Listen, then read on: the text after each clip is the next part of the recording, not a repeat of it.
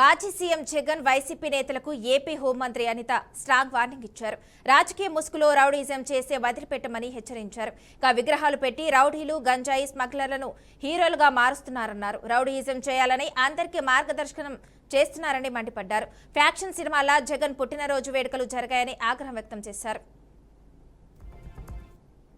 ఇష్టానుసారంగా రోడ్ల మీదకి వస్తాం, కత్తులు పట్టుకొని తిరుగుతాం, కొడవళ్ళు పట్టుకొని తిరుగుతాం, రప్పా నరుగుతామని చెప్పి రెచ్చిపోయి రోడ్డు మీదకి వచ్చి ఉన్మాదం చేయడానికి గనక ప్రయత్నం చేసిన ఆ ఆలోచన వచ్చినా ఒక్కసారి గుర్తుపెట్టుకో, ఎవరిని వదిలిపెట్టేది లేదు.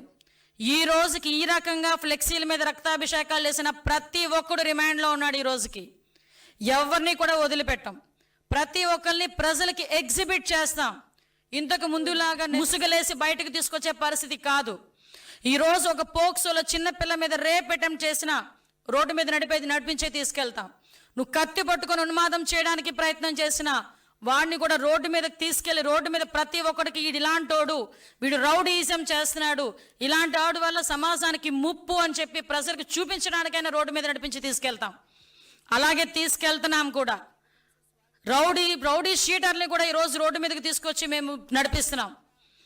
ఇష్టానుసారంగా చేసుకుంటాము, మాకు నచ్చినట్టు ప్రవర్తిస్తాము, ఎవడో అడ్డొస్తాడో చూస్తామని మీరు అనుకుంటే రండి, మేము చూసుకుంటామని మేము కూడా సిద్ధంగానే ఉన్నాం. మా డిపార్ట్మెంట్ కూడా సిద్ధంగానే ఉంది.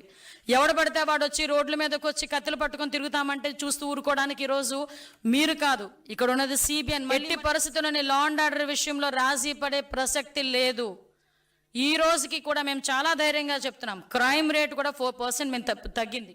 ఇష్టానుసారంగా రోడ్ల మీదకి వస్తాం, కత్తులు పట్టుకొని తిరుగుతాం, కొడవళ్ళు పట్టుకొని తిరుగుతాం, రప్పా నరుగుతామని చెప్పి రెచ్చిపోయి రోడ్డు మీదకి వచ్చి ఉన్మాదం చేయడానికి గనక ప్రయత్నం